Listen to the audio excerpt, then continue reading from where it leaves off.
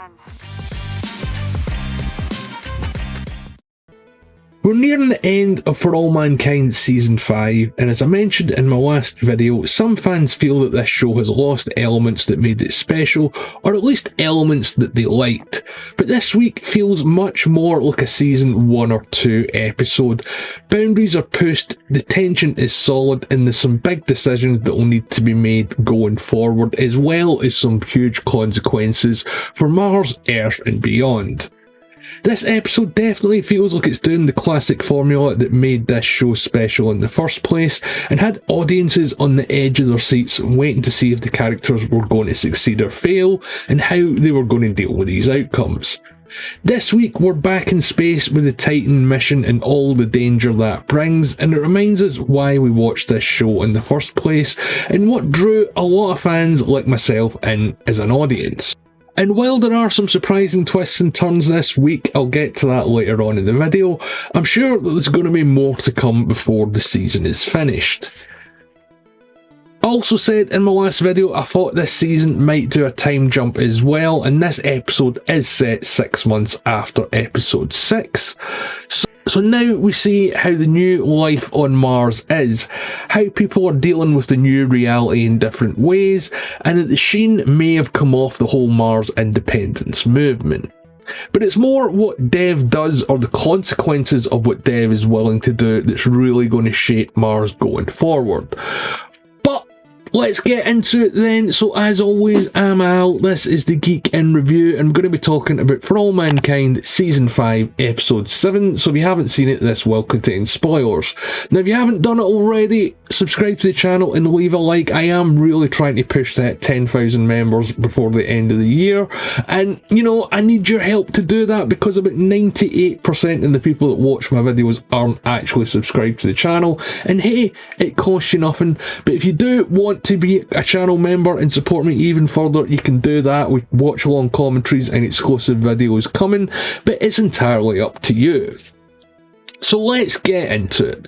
So this week opens with Sojuner and a mission to Titan, or the race to Titan. And now, we haven't actually spent a lot of time with them since they left Mars, or at least not as much as I thought we would have. Like the race to Mars in Season 3, one of the ships has an issue, and it's the Kurigan ship, Cosmos 1. During an attempted air brake manoeuvre to enter orbit of Titan, they bounce off of Titan straight towards Saturn, which, yeah, isn't good all round. They do try everything, and while we don't see it, we only hear it on the radio. They've got very limited resources, so it actually fails and the ship is doomed. All the Sojuner crew can do is listen over the radio until it goes dead, and this really is quite a stark opener and really does set the tone for this episode. And as I said a moment ago, this episode feels like a much earlier one from Season 1 or 2. And I've spoken to a few fans of the show already who agree with me on this, but let me know what you think in the comments below. We find out later on it was a calculation error, not sort of any mechanical issue that caused this, and by rushing to get to Titan before the Sojuner crew, that's what cost the Kurigan crew their lives. So Kelly's team might do a little bit better, but Aleda's not entirely sure. But remember, Ed missed his chance to land on the moon by not taking a risk, and Kelly doesn't want to live with the same regret that her father lived with up until the day that he died. But Kelly also isn't in charge of this mission, and the mission commander thinks it is too risky and decides to go back to Mars. In a 6 months time jump, so the tension on Mars has now settled down, at least on the surface. It opens with Lily, Alex and their friends in one of the biodome. Alex is obviously plagued of thoughts about what might happen to his mother after the failed Kurigan mission, and while he doesn't dwell on this, there is quite a lot of drama for Alex and his friends later on this week. Lee now seems to be running this biodome. We don't know, it could be the whole biodome section, and the romance between Alex and Lily now seems to be progressing as it's his birthday, and she does actually set up a surprise for him. We find out that there is not, well, really a government, more a sort of council operating things on Mars, and while the American president said he's cut off all aid to Mars, they have been getting shipments from the Koreans, but that has now been cut off, so they are going to be facing a food shortage sooner or later. So the council has about 6 members, including Lee, Miles and Boyd. Now, one thing that I didn't expect, but actually a brilliant twist, is they do have to deal with members of the security services who are now sort of insurgents hiding along with Dev, and I'll get to that in a second, in tunnels that he'd secretly made under the Helios complex, and he took an absolute beating for it last week. He's a man that puts his dreams and desires first, and he really does want to build that city and sees automation is the key way to do this. And the actions that he takes in this episode are some of the most drastic ones we've ever seen in this show. As I said, he's got a nest of secret tunnels, so him and the security forces have been trying to cause a little bit of havoc for Miles and his friends. They are in hiding, but they have been causing some problems, doing raids, interfering with supplies, that sort of thing. There's also an element on Mars who are trapped there and want to return to Earth as well, and they do actually consider that because it does solve 2 problems. It means that there will be more food for them, and there's going to be less potential troublemakers that they need to worry about further down the line. While the council seems that it is making the decisions, Aleda is literally doing all the logistics and the legwork, running the Titan mission and Happy Valley's critical systems. So Miles needs her help to potentially send this element that's not happy on Mars all the way back to Earth. But Aleda does point out that over these months, Mars has been facing some technical and logistical issues. Things are breaking down they can't repair because they don't have spare parts. They don't really have everything they need to make it operate at 100%, and eventually people are going to have to start making sacrifices not only with their bellies, but with also luxuries and things like that as well. So the shine is definitely coming off of the idea of Martian freedom now that they don't have everything that they need. Everyone though is still really free, apart from Irina, the governor, and the Kurigan delegation that were held last week as well. So while they aren't being kept in prison, they are confined to their quarters. It still isn't absolute freedom, and you can tell that Miles and his gang haven't really come up with a solution for it yet. So Mars is going to have to be on a diet, or is at least going to have to be facing one with food rationing going forward, as well as mounting technical and logistical issues. You get a clip of the news on Earth, and the whole Mars situation is getting spun as a hostage crisis. I guess it's like the whole American Embassy Iran thing in the 80s, but hey, that blew over, and as far as I'm aware, there hasn't been any issues with America or Iran since, thankfully. Six does still control a very small portion of the base, but the American president isn't backing down, and neither are the sons and daughters of Mars. While the general feeling on Earth does seem to be anti-Mars, there is a movement all over Earth that is pro-Mars independence, and I guess that is human nature. Wherever there's one side of the coin, there's always going to be the other, and there's always going to be pushback. We also find out that the governor's wife back on Earth is being used as a political pawn in Russia, and he's not happy about it and tries to go to Irina for help. They are both worried about what the Russian president is going to do with the whole Mars situation and weaken his position and making him desperate. So it seems that Russia might be getting new leadership by the way of Mars eventually at some point. Is that going to be Irina or the governor? Let me know what you think in the comments below. But they don't really want to take any action, and they can't actually really do anything because they're literally on another planet, so I'm very interested to see how this is going to pan out. Now, Dev and the security forces aren't in hiding, they're sort of held up in these tunnels below the Helios complex, and Dev kind of feels like the whole John Connor and Terminator vibe here, fighting the good fight, at least from his perspective. They have been doing raids for supplies, not really to survive, more to weaken the other side.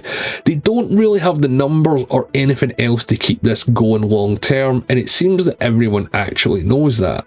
Dev is always a man with a plan, it's just a question if he can sell you that plan is a good idea and an option, and he has spies in the free Mars side as well. Dev's plan certainly does push things in a dangerous way, because while Alex is celebrating his birthday with his friends, Dev arranges for the biodomes to get attacked. Well, not really attacked, but more damaged, weakening them and destroying the food supply. So he has achieved a massive win, but he has also cost lives lives and put lives of people that you considered friends. And you know how much he felt about Alex, and it's going to be a big deal for him to put that kid in danger. Lives have been lost, and there is going to be a cost to this, but we don't really see it in this episode. But the impact is essentially Mars only has about 2 to 3 weeks of food left. That's including in rationing. So yeah, I do wonder how they are going to solve this problem, if they are going to have to open negotiations with Earth or something like that. But we're going to have to wait and see. So the Mars independence movement might be over before it's really started, and the demand to return to Earth has also gone up now that people are going to be facing empty bellies. Aleda, surprisingly or surprisingly not, is among them because she wants to go home. The Titan mission is over, and as she points out, she's got a family back there that isn't on Mars, so there's no real future for her or anything for her to do. But back on Sojuner, Kelly, being a Baldwin, takes matters into her own hands after seeing the plaque Ed gave her that he was supposed to place on the moon going all the way back to the 60s in Apollo 10. She forces them to proceed instead of returning to Mars, but it's all a bit undercover and she doesn't really get discovered that she's done this. Now, this is when the show really goes back to its roots here, because when Sojuner is attempting the landing on Titan, it's got all the tension that the last few episodes of the first 2 seasons of this show had. The visuals are absolutely stunning, and I actually forgot how much I missed them, and it definitely makes this episode the best looking of season 5. The ship survives entering Titan's orbit and lands on the moon with a great sequence of shots that, yeah, let me know, did you guys miss this? Because I absolutely loved it. This is all being live streamed by audio back to Mars, and Miles wants everyone to hear it because he points out that it's a Mars crew, a Mars ship and a Mars mission, so they have got something invested in this even if not everyone's aware of it. Lands, and it seems to be the win that Mars needs, because this really takes you back to the earlier seasons of the show when you think that characters are going to be on the precipice and you don't know how it's going to work out. It's all the classic For All Mankind stuff. We get the great space stuff, the tension and mission control, and we actually see the ship land on Titan with Kelly and the crew being the first humans to set foot on the moon. So history has been made in a few ways even though no one was watching them. And that's pretty much where the episode ends. Now, as I said at the start of the video, people had said in recent weeks that they were beginning to lose interest in this show as this season felt so different to the others. But this week pulled us right back and reminded the audience this show is still about pushing the boundaries of space and exploration. Plus, this is probably, as I said a minute ago, the best episode in terms of visuals that we've had in season 5 so far. The Kelly story, I wasn't initially sure how much focus it was going to get, but it's certainly paying off, so I guess she's probably going to find signs of life on Titan before the end of the season. We definitely get the Ed Baldwin vibes that this season has been missing, with all the Aleda filling in for Margot and mission control stuff as well. I said in my last video too that I trust the writers of this show, and now I've got to double down on that and say it more than ever. They've taken the season in a new direction, but still taken the time to add in the elements that made For All Mankind what it is. With tension all over this week's episode, we've now got more questions than ever before. How will the Free Mars movement survive? When will Earth send in the troops? And what will Kelly's crew find on Titan? Let me know what you think about all this in the comments below. And if you can't tell, I really enjoyed this week's episode, but as always, I want to know what you guys think. Was this a callback to earlier seasons that this show needed, and are you now back in the game and more invested in season 5? I'm really dying to know what you guys think. I've also done a poll for subscribers